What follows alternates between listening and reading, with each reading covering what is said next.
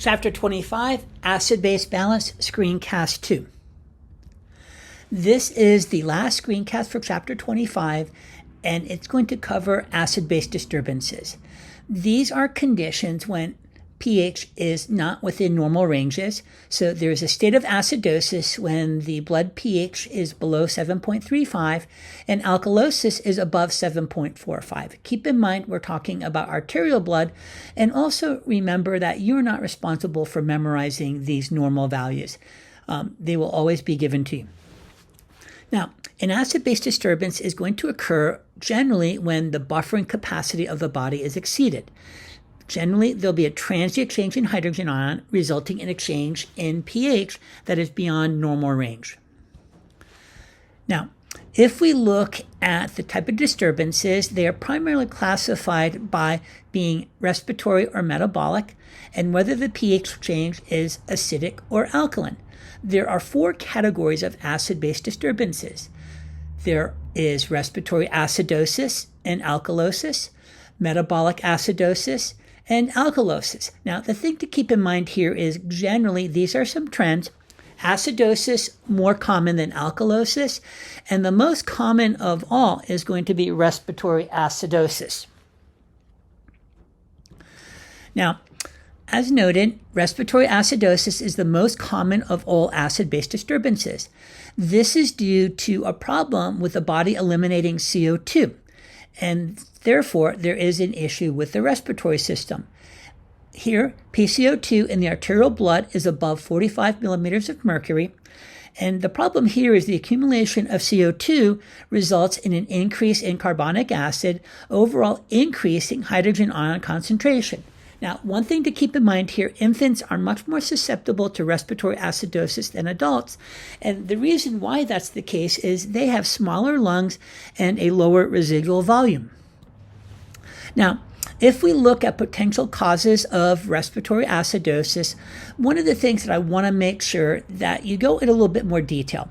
I don't want to hear just hypoventilation, decreased airflow, or impaired pulmonary gas exchange. What is the underlying cause for those conditions? So, for example, when we're talking about hypoventilation, that is defined as breathing is too slow or shallow, and it could be due to an injury to the respiratory center, and that could be trauma or infection, or disorders of muscles or nerves that are involved with breathing. Now, decreased airflow, that's due to an airway obstruction, so that could be vomiting, it could be a number of other things. Also, we have bronchitis or asthma.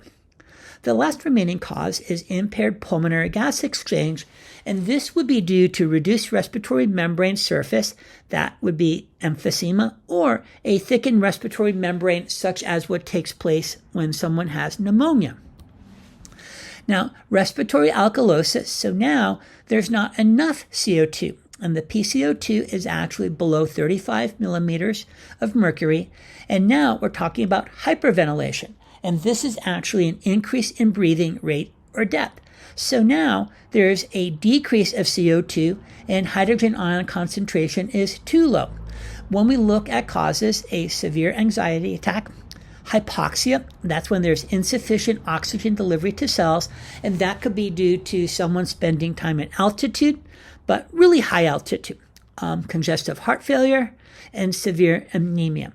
Now, something that you may not know, that aspirin actually stimulates the respiratory center. So an aspirin overdose could also result in hyperventilation. Now, here we're basically looking at the impact here as far as impaired respiratory function. I have less CO2 expired, and notice what happens. There's more CO2 in the blood. We produce a lot of carbonic anhydrase, and basically you overwhelm hemoglobin's ability to buffer the hydrogen ion in the conversion of CO2 to bicarbonate ion. If we look at hyperventilation, we're basically pushing the reaction backwards. So now there's a decreased hydrogen ion and an increased pH, and there's going to be less CO2 in the blood. Now, keep in mind, metabolic acidosis, these conditions are not as common as respiratory conditions, and they generally are occurring from one of two things, either a loss of bicarbonate ion or the gain of hydrogen ion. Typically, it's more expectedly due to the gain of hydrogen ion. So hydrogen ion binding to bicarbonate ion, decreasing levels.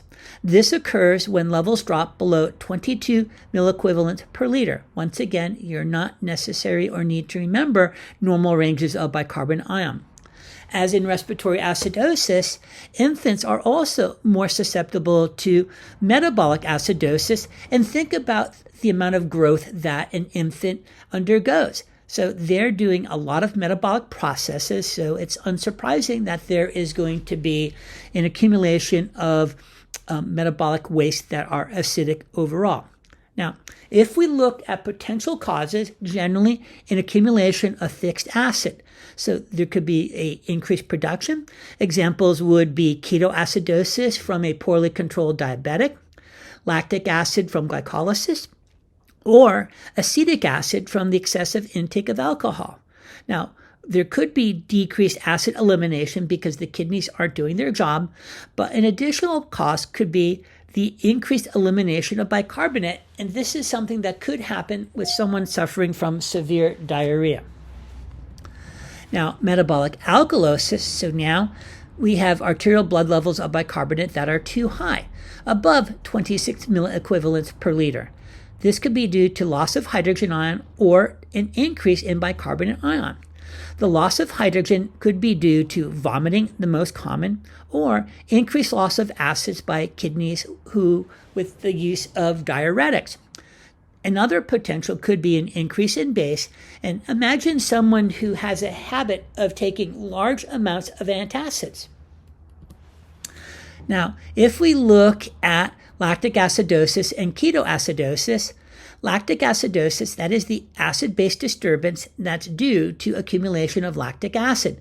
Now remember, this occurs when there is insufficient oxygen to completely oxidize glucose into ATP.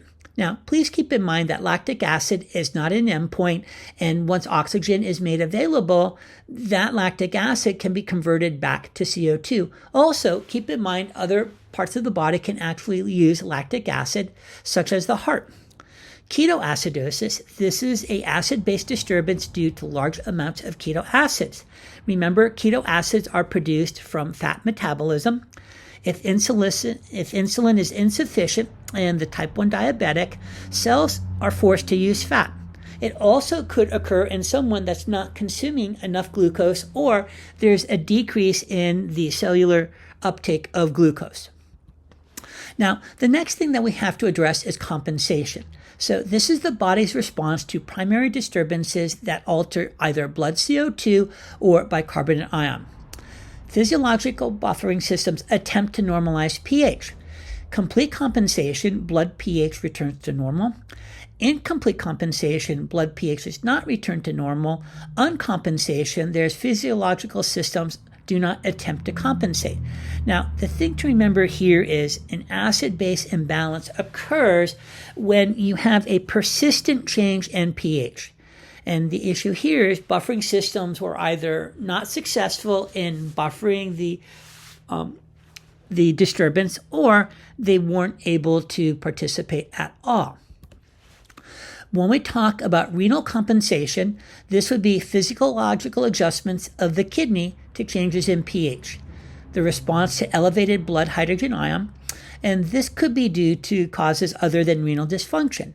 Here we look at the type A intercalated cells. They're going to excrete hydrogen ion and reabsorb bicarbonate. This occurs to a greater degree than normal during compensation. Blood levels of bicarbonate will be high in compensation, and urine pH will be lower than normal. Renal compensation, so if we have a decrease in blood hydrogen ion, now this is where the type B intercalated cells come into play. They're going to reabsorb hydrogen ion and excrete bicarbonate. This is due to a greater degree than normal during compensation. Blood levels of bicarbonate are low in compensation. Urine pH is higher than normal. Generally effective in neutralizing acid-base disturbances, not due to renal dysfunction.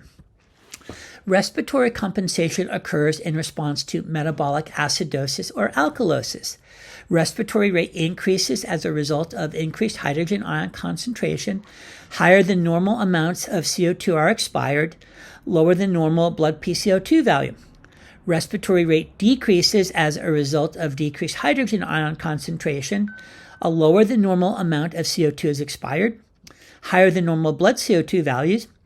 This could be limited by the development of hypoxia, and keep in mind that this is less effective than renal compensation. Now, when we're looking at arterial blood gases and diagnosing different types of acid-base disturbances, we are actually using ABG or arterial blood gases to diagnose and monitor acid-base disturbances in compensation. Now, keep in mind, to do this, you have to actually have an arterial line so you can actually get arterial levels of PCO2 and bicarbonate ion. So if we have a respiratory acidosis with renal compensation, respiratory rate will be decreased and blood CO2 increased. This actually drives an increase in carbonic acid. The kidneys will compensate. There'll be an increased secretion of hydrogen ion and reabsorption of bicarbonate ion. With compensation, carbonic acid and bicarbonate ion are both greater than normal. For a respiratory alkalosis with renal compensation, respiratory rate is increased and blood CO2 is decreased. This drives a decrease in carbonic acid. The kidneys will compensate by increasing the secretion of bicarbonate ion and reabsorption of hydrogen ion. With this type of compensation, carbonic acid and bicarbonate ion are both lower than normal. Now, when we have a metabolic acidosis with respiratory compensation, blood hydrogen ion is increased. There is a decrease in bicarbonate ion. The respiratory system compensates with an increased respiratory rate and lower CO2. With compensation, carbonic acid and bicarbonate ion are both lower than normal.